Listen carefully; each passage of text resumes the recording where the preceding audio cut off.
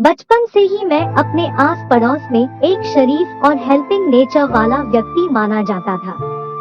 किसी के घर कोई फंक्शन हो या अग्नि में हमेशा अपनी सेवाएं देने को तत्पर रहता था। मेरे पापा कभी कभी इस बात से नाराज होकर कहते थे कि ये लड़का तो मैंने समाज सेवा के लिए पैदा किया है। वो बात और है कि जवान होते होते मेरी समाज सेवा का रुख थोड़ा बदल गया था। हमेशा की तरह शादी ब्याह के सीजन की शुरुआत से ही मेरे आस पड़ोस में किसी न किसी घर में टेंट तंबू तन रहे थे और मेरे मन में सेवा करने की ललक जाग उठी। मेरे घर के पीछे वाले घर में भी तंबू तने हुए थे और ये जानकर कि सोनाली की शादी हो जाएगी मेरा हमेशा तना रहने वाला दिल मुरझा गया था। दरअसल सोनाली को मैं बचपन से चाहता था। होने को तो वो मुझसे 1 बरस बड़ी थी, लेकिन मेरा मन तो जैसे बस सोनाली के लिए ही पागल था। उसकी शादी वैसे भी देर से हो रही थी तो उसका पूरा परिवार तो मनोखुशी से पागल हुआ पड़ा था, क्योंकि उनकी जाति में लड़कियों को ज्यादा उम्र तक घर में बिठाकर नहीं रख सकते थे। सोनाली की माँ हमारे घर शादी का कार्ड देने आई तो सबसे पहले उसने मुझे ही आवाज लगाई और जाते जाते भी बोली कि बेटा बहन की शादी में लग के काम करवाना। बहन सुनते ही मेरे तो सीने पर सांप लौट गए, लेकिन क्या करता, पूरे परिवार के सामने बोली थी। सोनाली की माँ के जाने के बाद में अपने कमरे में अकेला पड़ा रहा और सोचने लगा कि अब सोनाली जैसे कड़क माल हाथ से निकल गया। मन में आया कि एक दफे सोनाली से पूछ कर तो देखूं, शायद वो मेरे साथ भागने को राजी हो जाए। पर फिर डर भी लग रहा था, क्योंकि जाने किस मूड में बैठी हो, कहीं लेने के देने ना पड़ जाए। दूसरे दिन सुबह होते ही मैं छत पर पहुंच गया और सोनाली के घर के आंगन में बने की तरफ देखने लगा कि शायद कहीं वो सोनाली दिख जाए। पर फूटे करम मेरे की इतने इंतजार के बाद निकली भी तो उसकी माँ। मैं बस जाने ही वाला था कि सोनाली की माँ ने मुझे बुलाया। मैंने सोचा चलो अच्छा हुआ इसने खुद ही बुला लिया, अब तो इस बहाने सोनाली को नजर भर के देख लूंगा। मैंने दौड़कर सोनाली के घर पहुंचा तो उसकी माँ ने कहा कि बेटा तेरे अंकल बाजार गए हैं तो तू ही ऊपर परछत्ती पर से ये बक्सा उतार दे। हालांकि सेवा करने में मुझे कोई गुरेज नहीं था, लेकिन ये बात सोनाली की माँ की जगह सोनाली खुद कहती तो शायद बक्से का बोझ कम लगता। परछत्ती पर चढ़ने के लिए एक दरवाजे पर पैर रख कर चढ़ना था और उसके लिए किसी को दरवाजा पकड़ना भी था। सो मैंने कहा कि आंटी आप किसी को दरवाजा पकड़ने के लिए बुला लो, नहीं तो मैं गिर जाऊंगा। सोनाली की माँ ने कुछ सोचा और फिर आवाज लगाई, सोनाली। अरे ओ सोनाली, जरा दरवाजा पकड़ ले, भाई को परछत्ती पर से बक्सा उतारना है। बस अपने लिए भाई का संबोधन सुनकर तो मेरे अंदर मानो आग लग गई। सोनाली अपने कमरे से निकलकर आई और आकर दरवाजा पकड़ लिया। दरवाजे पर चढ़ने से लेकर बक्सा उतारने और फिर वापस उतरने में जो उसके शरीर को मेरे शरीर ने छुआ तो जैसे मैं सारी थकान भूल गया। जब यह काम हो गया था तभी मैं जाने के लिए मुड़ा ही था कि सोनाली की माँ ने सोनाली को कहा, अब ये आ ही गया है तो अपने ब्यूटी पार्लर के काम के लिए भी इसे ही ले जा। मैंने मन ही मन अपनी किस्मत को थैंक्स बोला और सोनाली की माँ से कहा, हाँ जी बिल्कुल, वैसे भी मुझे कॉलेज तो जाना ही है तो मैं रास्ते में छोड़ दूंगा। पर सोनाली की माँ ने फिर पासा पलट दिया ये बोलकर कि नहीं बेटा, ज्यादा देर का काम नहीं है, सो तू बस ले जा और वापस भी लेता आइयो अगर तकलीफ ना हो तो। मैंने कहा जी तकलीफ किस बात की, आखिर मैं नहीं करूँगा तो फिर। सोनाली की माँ ने खुश होकर मेरा माथा चूम लिया।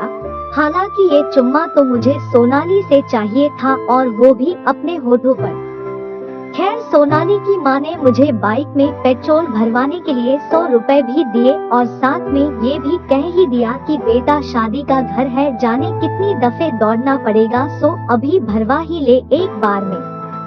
इतनी देर में सोनाली भी कपड़े बदल कर आ ही गई।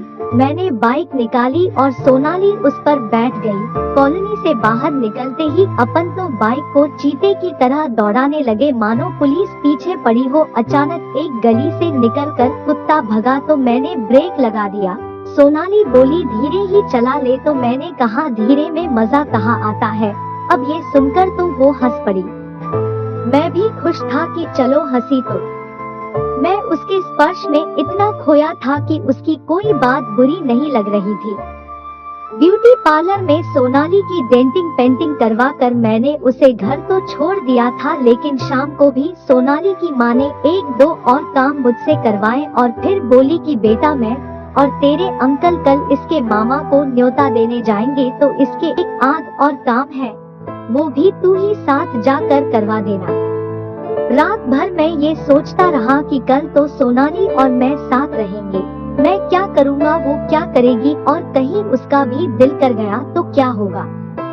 बस इसी उधेड़बुन में सो गया और सुबह सोनाली के पापा के खटारा स्कूटर की आवाज ने मुझे जगा दिया।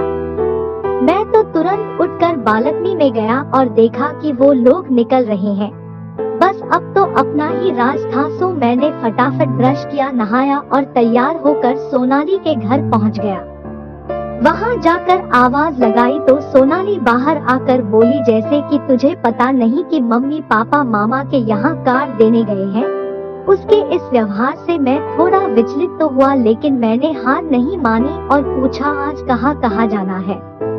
इस पर सोनाली बोली कि 1-2 काम है और फिर वो नहाने चली गई। मैंने जोर से आवाज देकर पूछा अब कितनी देर लगेगी, आ रही हो या मैं अपने काम निपटा लूं। इस पर सोनाली बाथरूम में से ही चिल्लाई 5 मिनट बैठ जा, ऐसी क्या आग मची है। अब उसे क्या बताता कि क्या आग मची थी, सो मन मार कर वहीं बैठ गया और पुराने अखबार को पढ़ने का नाटक करने लगा। सोनाली बाथरूम से बाहर आई तो उसे सिर्फ टॉवल में देखकर मैं अंदर तक हिल गया था, क्योंकि मैंने कभी सपने में भी नहीं सोचा था कि उसकी ऐसी गोरी चिकनी टांगे होंगी। फिर याद आया कि अच्छा तो पार्लर में यही करवाने गई थी। मैं सोच ही रहा था कि सोनाली ने मुझे खुद नोटिस करते हुआ देख लिया और बोली तू चिंता मत कर, तेरे लिए नहीं है। मैंने भी पलट के कहा हाँ तो चाहिए भी नहीं। इस पर सोनाली तमक कर बोली नहीं चाहिए तो रोज छत पर से मुझे बाथरूम में घुसते और निकलते क्यों देखता था, जानबूझकर मेरे करीब आने के फंडे क्यों लगाता था। मेरा तो जैसे गला सूख गया और आवाज गले से खिसक कर पेट में जा बैठी थी। मैंने मुंह नीचे करके खड़ा हो गया तो वो मेरे पास आई और बोली मैं तो जाने कब से सोच रही थी कि अब आएगा, अब लाइन मरेगा, अब पूछेगा, लेकिन नहीं तू तो बस ऐसे ही आके चला जाता था। और बस इसी के साथ उसने मेरे गाल पर चाटा रखा तो मैं गुस्से से बाहर चला गया। फिर वह दिन भी आ गया जिस दिन सोनाली की शादी थी। सोनाली कमरे में अकेली ही बैठी थी तो मौका देख के उसके कमरे में घुस गया और दरवाजा बंद कर दिया। सोनाली वही खड़ी थी, मैं उसे हक्का बक्का देख रहा था और वो मुस्कुरा रही थी। मैंने भागकर उसे अपनी बाहों में भर लिया और बेतहाशा चूमने लगा।